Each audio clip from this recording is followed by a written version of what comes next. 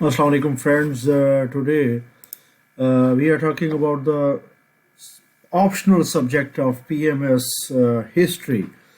History کو دو parts میں تقسیم کیا جاتا ہے. ہسٹری آف ماڈرن ورلڈ ہے اور ہسٹری آف ساؤتھ ایشیا ہے. پیپر 2 میں آپ کو ہسٹری آف ساؤتھ ایشیا کے بارے میں لکھنا ہوگا اور پیپر 1 جو ہے وہ ہسٹری آف ماڈرن ورلڈ کے بارے میں ہے. سو اس ویڈیو میں ہم جو پیپر 1 ہے اس کو کور کرنے کی کوشش کریں گے. آئی ول ٹیل یو کہ آپ نے میکسیمم سکور کس طرح کرنا ہے، کون سے ایریاز کو کور کرنا ہے تاکہ جو آپ کا سکور ہے وہ اچھا رہے، اس کے چانسز بہت ہائی رہیں.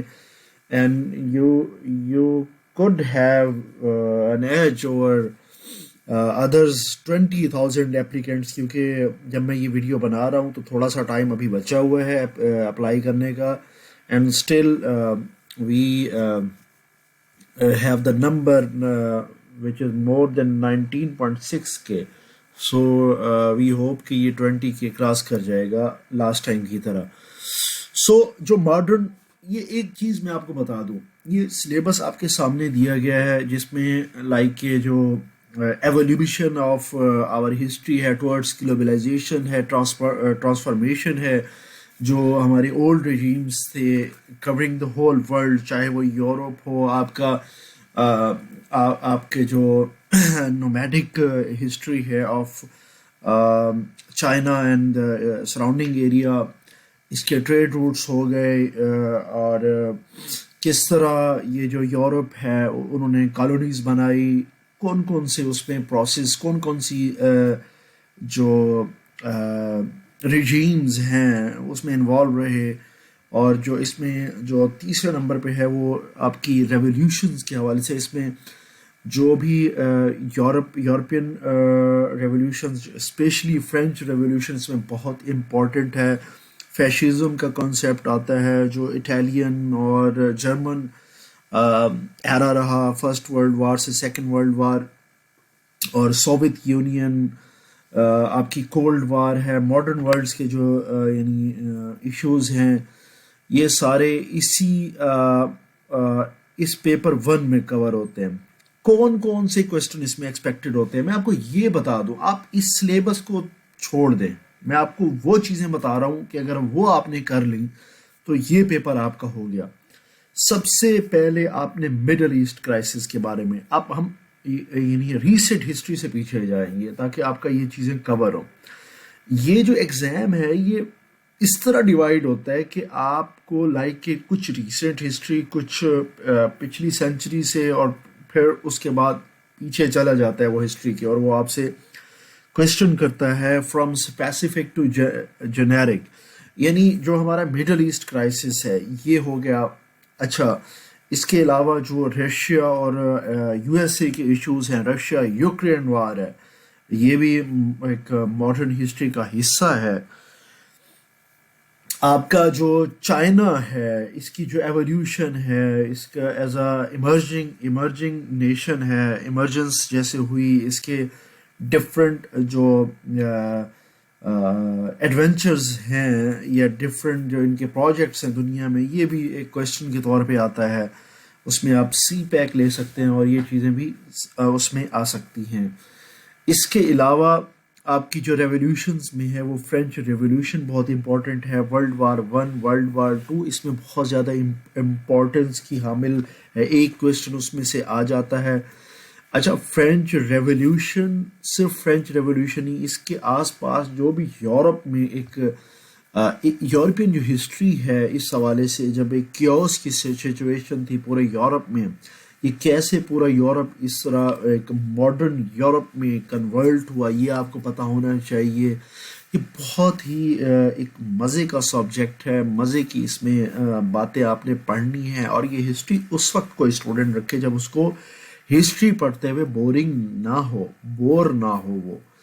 اچھا، اس میں جو ایک کانسیپٹ ہے industrialization in the cities, the progress of industrialization, poverty and absence of industry, یہ چیزیں جو 19 سینچری سے سٹارٹ ہوئی تھیں، یہ بھی آپ کو آنا چاہیے کہ کس طرح اس نے ورلڈ کی جو پالیٹکس ہے، اکانومی نے کس طرح پالیٹکس کو شیڈو کیے رکھا، اور کس طرح یہ چیزیں ایوالو ہوئیں.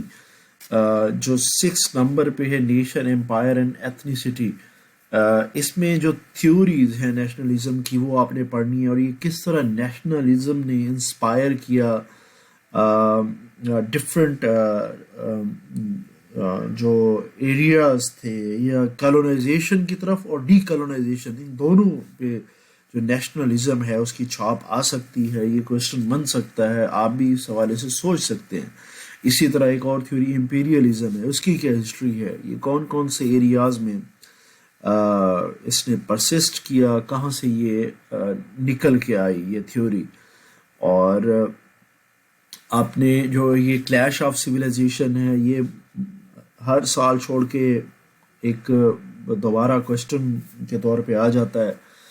اور میں نے آپ کو یہیں بتایا کہ چند ایریاز کو، جیسے مڈل ایسٹ کرائسس ہیں، یمن سے لے کے اسرائیل تک، یہ جو مختلف انوالومنٹ ہے، پراکسی وار ہے، ان چیزوں پہ اپنی جو نظر ہے وہ بڑی ڈیپ طریقے سے رکھیے گا، اس کا انالیسس بڑا ڈیپ طریقے سے ذہن میں رکھیے گا، اور ہو سکے تو اس کو ان رائٹنگ لے آئیں.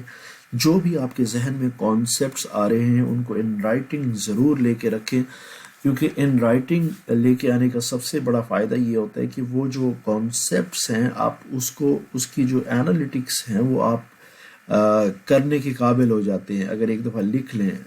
اگر نہیں لکھیں گے تو you will be in a state of confusion کہ میں ایگزامز میں لکھ سکوں گا یا نہیں لکھ سکوں گا. So try to practise it before exam.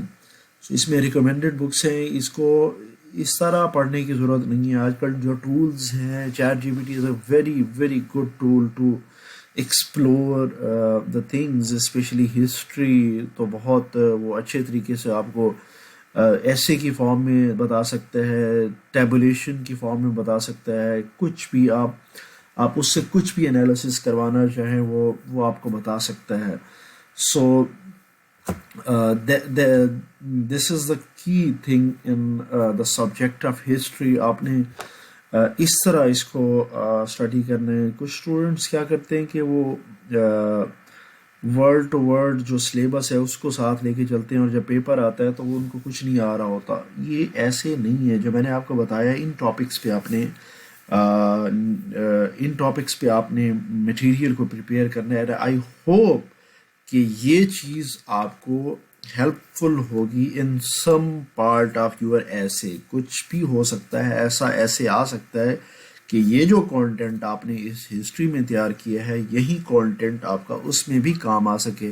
So that's really really important subject. And those who سے کہ اس میں آپ نمبر نہیں لے سکتے، I totally disagree with those people. And I really suggest کہ اگر آپ کو صرف انٹرسٹ ہے ہسٹری پڑھنے کا، لازمی اس کو چوز کریں اور and rock in the paper.